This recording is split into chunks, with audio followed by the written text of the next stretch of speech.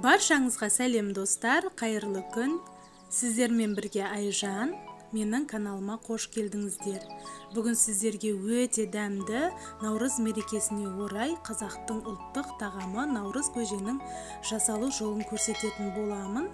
Ол үшін видеоны соңына дейін көріңіздер. Өте оңай және қолжетімді, үйдегі бар дәнді дақылдармен жасайтын боламыз.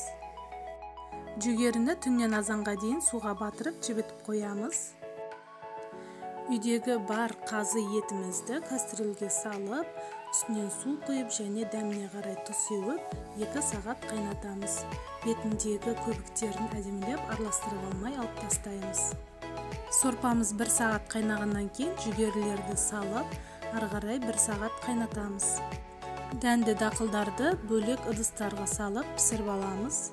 2 сағат өткен соң қазыны сүзіп алып, кубиктап турап көжемізге саламыз. Пісіп дайын болған дәнді дақылдарды көжеге салып, жақсылап барлығын біркелкі араластырамыз.